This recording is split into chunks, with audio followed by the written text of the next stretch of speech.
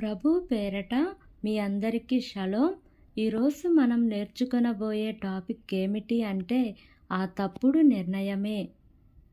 ఒక తల్లి దైవ సేవకుని దగ్గరకు వచ్చి, అయ్యా, మా అమ్మాయి 4 రోజుల నుంచి కనిపించడం లేదు. బంధువులను, స్నేహితులను విచారణ చేశాము. అన్ని చోట్ల వెతికాము కానీ ఎక్కడా కనిపించలేదు.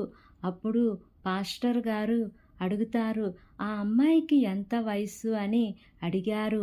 ఇంటర్మీడియట్ చదివే వయసు అని చెప్పగా, ఎవరైనా బాయ్ ఫ్రెండ్ ఉన్నారేమో, కాలేజీలో ఎవరితోనైనా చనువుగా ఉంటుందేమో, ఈ కోణంలో ఒక్కసారి విచారణ చేయమని చెప్పి ప్రార్థన చేశాడు. కొన్ని రోజుల తరువాత ఆ తల్లి, తండ్రి మరలా వచ్చి, అయ్యా, మా అమ్మాయి ఆచూకీ తెలిసింది. తన కాలేజీలో ఒక అబ్బాయిని ప్రేమించి తనతో వెళ్ళిపోయిందట.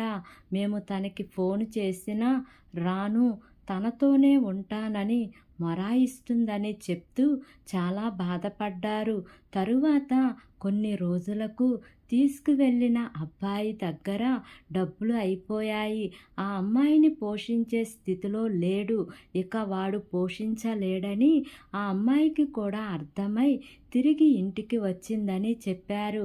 పెళ్ళి కాకుండా ఒక అబ్బాయితో వెళ్ళడం, కొన్ని రోజుల తరువాత తిరిగి రావడం, ఇదంతా గమనిస్తున్న బంధువులు, చుట్టూ ఉన్న వారు మౌనంగా ఉంటారా? లేదండి, సూటిపోటి మాటలతో వేధించటం ప్రారంభిస్తారు. ఏమ్మా, మీ అమ్మాయి తిరిగి వచ్చిందట కదా, మంచిది. కానీ ఎవరితో వెళ్ళిందంట? అన్ని రోజులు ఎవరితో ఉందట? ఎక్కడికి వెళ్ళారట? అని బంధువులు, చుట్టూ ఉన్నవారు ప్రశ్నిస్తూ ఉన్నప్పుడు ఆ ప్రశ్నలకు సమాధానం చెప్పలేక ఆ తల్లిదండ్రులు తలదించుకోవలసిన పరిస్థితి వచ్చింది.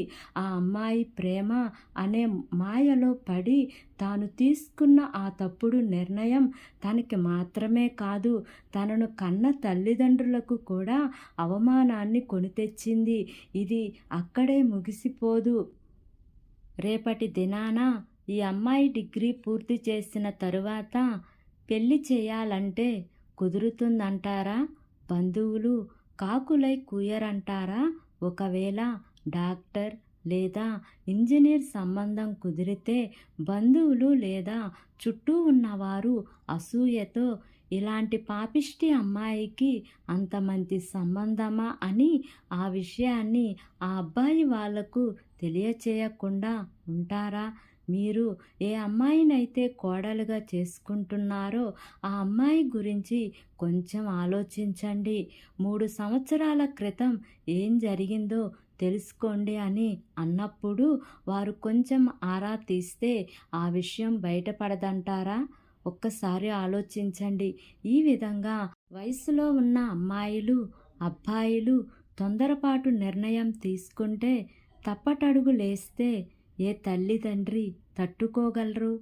ఏ విధంగా ఆ అమ్మాయి బ్రతుకును బాగు చేయగలరు? తమ్ముడు, చెల్లి, జాగ్రత్త. ఒక అబ్బాయి లేదా అమ్మాయి నిన్ను ఇష్టపడుతున్నారని, మీ ఇష్టాన్ని మీ పేరెంట్స్ ఇష్టపడడం లేదని, ఆఖరికి తొందరపాటు నిర్ణయం తీసుకుని వెళ్ళిపోదాం, వెళ్ళి ఎవరికి చెప్పకుండా పెళ్లి చేసుకుందాం అని అనుకుంటే ఈ నిర్ణయాలు ఒకరోజు మీ జీవితాన్ని నాశనం చేస్తాయి. నిన్ను కన్న పేరెంట్స్ తల వంచే విధంగా వస్తాయి. నువ్వు తీసుకునే తప్పుడు నిర్ణయానికి నీ కుటుంబం అంతా శిక్ష అనుభవించవలసి వస్తుంది. అంతేకాదు, నీ కోసం ప్రాణం పెట్టిన దేవుని నామము అన్యజనుల మధ్య అవమానపరచబడుతుంది. నిన్ను బట్టి దేవుడు హర్షించాలి కానీ ఏనాడు బాధపడకూడదు.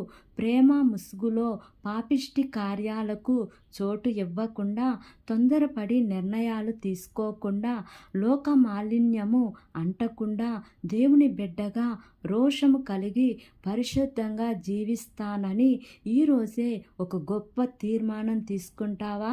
తల్లిదండ్రులు మీ బిడ్డల విషయంలో కొంచెం జాగ్రత్త వహించండి.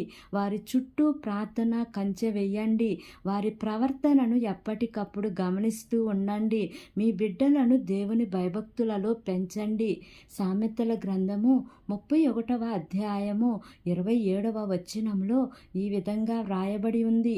ఆమె తన ఇంటి వారి నడతలను బాగుగా కనిపెట్టును. ఆమె దేవుడి కొద్ది వాక్యము మనందరి వినికిడిలో ఫలింపచేయునుగాక.